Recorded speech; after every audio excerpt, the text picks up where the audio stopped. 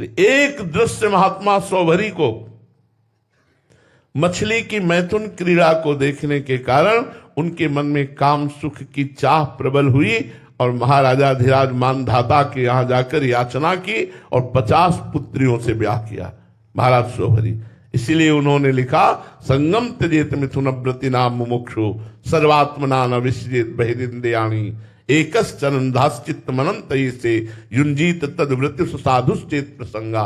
जो मुक्त होना चाहता है, भगवत प्रेम प्राप्त करना चाहता है, उसको मैथुन धर्म से युक्त प्राणियों का संग त्याग कर देना चाहिए। चाहे वो पशु पक्षी मैथुन धर्म से युक्त हो तो देखना नहीं चाहिए, अगर एक बार दृष्टि जाए तो नमस्कार भगवत बुद्धि करके चल देना चाहिए। और ये मोबाइल आदि से तो बहुत ही बचने की जरूरत है। अगर संसारिकता देखोगे, नाना प्रकार के भोग विलास देखोगे तो बुद्धि भ्रष्ट हो जाएगी।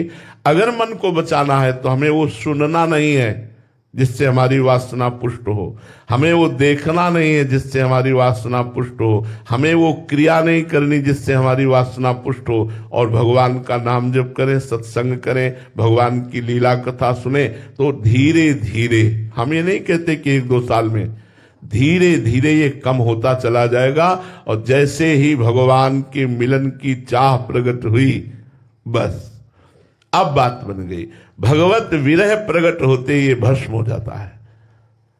भगवान के मिलन की चाह में इतनी बड़ी सामर्थ्य है कि ब्रह्मादिक के भोग सब विषम लागत आए, नारायण ब्रज चंद की लगन लगी है जाए। प्रभु से मिलन की लगन लग जाए तो सब भोग तुच्छ लगते हैं, लेकिन जब तक ये लगन अगन नहीं लगेगी तब तक ये कामादि दोष गिराते रहते हैं, भ्रष्ट करते रहते हैं। और है कुछ नहीं, केवल चिंतन में सुख लगता है। काम का जैसे चिंतन करो ना तो सुख लगता है, और जब काम क्रीड़ा करो ना तो काल्पनिक है, उसमें कोई सुख नहीं है। थोड़ी देर बाद फिर वैसे ही, फिर वही नवीन वासना, फिर वही नवीन भोग, इस शरीर से नहीं उस शरीर से। ये पूरा जीवन हमको नष्ट कर देता है। इसलिए भगवान नाम का पहरा दो, साधु संग की बाढ़ में रहो, हर समय अपने चिंतन को, अपनी इंद्रियों को कुसंग से बचाते रहो। बाहर से व्यक्ति का कुसंग और अंदर से वृत्ति का कुसंग, दोनों का त्याग करो। प्रायः अच्छे साधक बाहर का कुसंग तो नहीं पर अंदर के कुसंग से भ्रष्ट हो जाते हैं।